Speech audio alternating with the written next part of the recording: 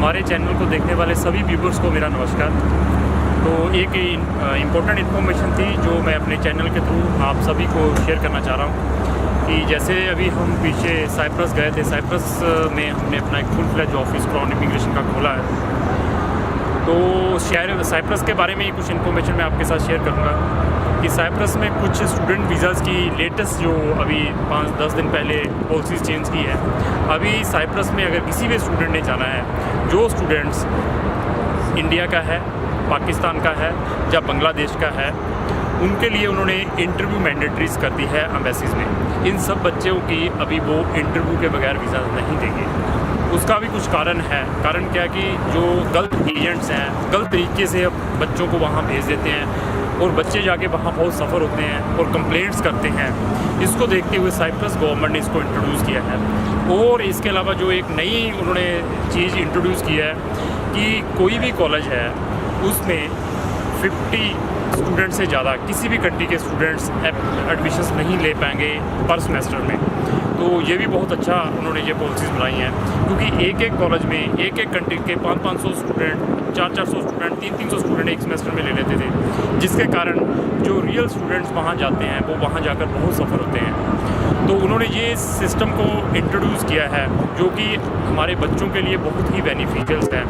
और इसको इंट्रोड्यूस करने का एक और भी कारण है क्योंकि हमारे कुछ जो गलत एजेंट्स हैं वो डॉक्यूमेंट को भी मैनिपुलेट्स करते हैं, जैसे बैंक स्टेटमेंट को गलत तरीके से बनाना।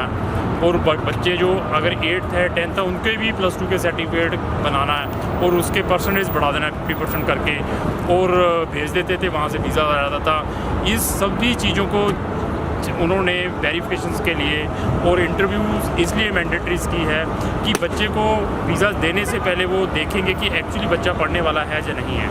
तो अभी मैं अपने सब जो हमारा जो चैनल देख रहे हैं, जो बच्चे साइप्रस जाना चाहते हैं, उनसे मेरी रिक्वेस्ट है कि अगर आपने साइप्रस का कोई भी वीज़ा अप्लाई करना है तो सोच समझ कर अप्लाई करना है। इंटरव्यू आएगी, कोई भी गलत डॉक्यूमेंट नहीं लगाना है, उसमें एजेंट्स का कुछ नहीं जाएगा। आपका कैरियर ख़राब होगा अगर कल वीज़ा रिफ्यूज़ होता है, उसमें वो आपका फ़ॉल्ट माना जाएगा, एजेंट्स का कोई भी फ़ॉल्ट नहीं माना जाएगा अगर आपका कोई भी बोगस डॉक्यूमेंट पकड़ा जाता है एम्बेसीज़ में। तो हमारी जो कंपनी है, अगर आपने साइप्रस जाना ही है, सबसे सस्ता पैकेज प्रोवाइड करती है। और जाने के बाद पोस्ट लैंडिंग सर्विसेज भी है, चाहे एयरपोर्ट पिकअप चाहिए, आपको अकोमोडेशन चाहिए, जहाँ वहाँ जाने के बाद कोई किसी और कंट्री का वीज़ा अप्लाई करना चाहते हो उसमें भी हमारी कंपनी बहुत हेल्प कर रही है। और हमारा चैलेंज से हम कहते हैं कि हमारा जो साइप्रस का पैकेज है वो सबसे सस्ता पैकेज है। और आपसे ये रिक्वेस्ट कर रहे हैं कि अगर आपने साइप्रस जाना है तो आप हमारे जो नियर बाई ऑफिस हैं वहाँ जल्द से जल्द जाकर संपर्क करें ताकि हमारा स्टाफ और आपको इसकी इन्फॉर्मेशन प्रोवाइड करें। अगर आपका साइप्रस का वीज़ा रिफ्यूज़ हो जाता है उसके बाद हमारे पास लॉट ऑफ ऑप्शंस हैं। इवन हम बच्चे को पहले बताते हैं कि साइप्रस मत जाओ, वहाँ पे जॉब्स नहीं है, लेकिन फिर भी बच्चा जाता है। हम बच्चे को अच्छी कंट्रीज़ के भी ऑप्शंस देते हैं कि आप ये कंट्रीज़ के ऑप्शंस आपके पास है, आप वहाँ चले जाओ। बट बच्चों को क्या है कि बहुत एडवर्टाइजिंग साइप्रस की देखते हैं, देखने के कारण उनके माइंड में यही रहता है कि साइप्रस में ही जाना है। उनके फ्रेंड्स भी है वहाँ पे, यही सोचते हैं कि पता नहीं साइप्रस में क्या है।